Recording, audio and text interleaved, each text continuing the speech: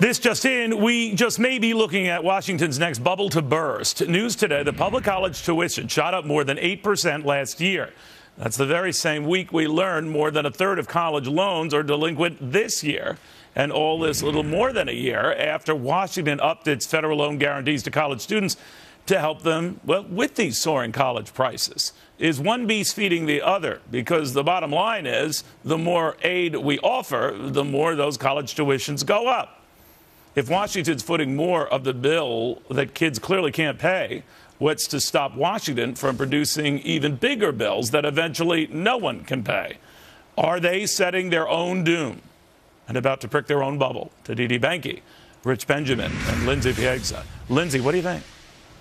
You know, this is a growing problem. The fastest growing component of the household balance sheet is student debt. It's expected to top over $1 trillion for the first time this year. So forget about delinquencies. Let's talk about default rates, which are up over 22% in the past 2 years to a rate of 15%. So you're talking about $200 billion in loan defaults with zero collateral. And it's not just the actual default or delinquency rate, but because tuition prices are on the rise, the average loan per student is on the rise as well. In 2005, the average loan was just $17,000. Now it's up over 60% in the past 7 years to $27,000 per student. So it's clearly unsustainable at this point, especially given the labor market conditions, very minimal job growth, tepid wage creation. So really, it's nearly impossible for students to continue to take on this amount of debt without the risk of further rising default and delinquencies. What worries me, Dee Dee, is that the more college loan help we try to provide or boost the amount of loans we're giving folks, I always think that it gives ammunition to the colleges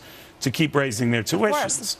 Of course, and that's what happens. And, you know, anytime the government is involved in something, and this is a business, the government should get out of this. We need to have another organization or something in the free market, because every time the government gets a hold of something like government motors, now we have government universities, and they're failing, and it's not working. And absolutely, these universities are going to try to get that free money so they can use it to build their stadiums or their air-conditioned dorms or whatever they're doing. So it's not working well at all. Richard, I mean, leaving the government out of this for now, but why is it that colleges then feel the need to keep hiking tuitions to the degree they do, dwarfing inflation, sometimes by a factor 3 to 4? The only other conclusion you could draw is because this, college loan money is coming in. No, Neil. Public universities keep jacking up tuition costs because state governments keep decreasing their investment in state education. And what Dee Dee's saying is sacrilege that government should be out of the business of education.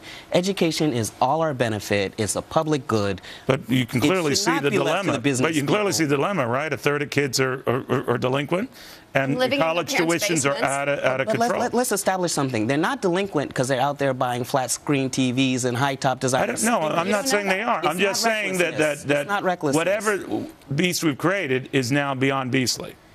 And what we need to do is to reinvest with the state governments so that we can stop shifting the cost to consumers in public education. And so I don't think you're creating this vicious cycle that just because you boost up the percentage of state aid and federal aid education gets is roughly what it was when I was in school. But the college loans that we're now getting are exponentially larger than I was getting in school, and the tuitions are exponentially larger. One is chasing the other. That might be federal government, but we see California, we see Ohio, we see Michigan, and so the only way they can compensate is to stick it to the parents. Not to the parents, but it's the choices we're making. Are we going to invest here, or are we going to de-invest in public education? All right, Lindsey, well, here's my problem with that. And I notice this. If you go to the doctor, they'll ask you, well, do you have insurance? And then if you say no, well, today's visit is $10. If you have insurance, today's visit is $1,100. Now, I'm joking to make a point. It's one of the many professions that will have a separate price if you have insurance, just like when you try to get a car repair. Are you covered? Okay, there's this price. Are you not? Okay, there's this price. What's to stop me from thinking we have the same standard when it comes to college education and tuition? If you've got a loan and coverage, you're going to get jacked up all the more. Sure. Essentially, the federal funding is supplementing maybe 20 or 30% of college students. But what that does is it shifts the cost then to that remaining 70%. And you're talking about an 8% tuition increase over the past year on average. But many states like California have actually increased tuition more than 50%. So again, you're increasing more of that burden on a smaller percentage of students, making it much more difficult for them to continue to finance going to school. So it becomes a balance between the haves and the have-nots.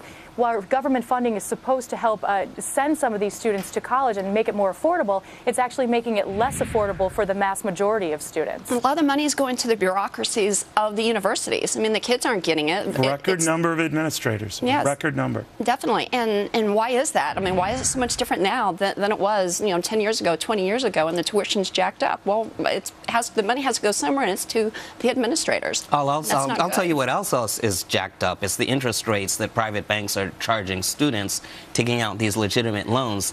And I agree with your other guests that California has jacked up tuition rates, but at the same time, they've also cut their state budgets towards tuition. And I think that's wrong, that if they didn't... But aren't you wagging the tail by constantly trying to increase the loan? That only increases the tuition. That only increases the loan. That only increases the tuition. Which is horrible. Which means if you invested in the first place, then you wouldn't have to provide these kids loans. And the economy is so bad that students or graduates are living in their parents' basements, so they're not able to pay. Well, sometimes it's not their basement; they move upstairs. Well, that's true. Right. That's all right, true. guys. I hope to see you a little bit later on. I guess I won't, right? Or will I?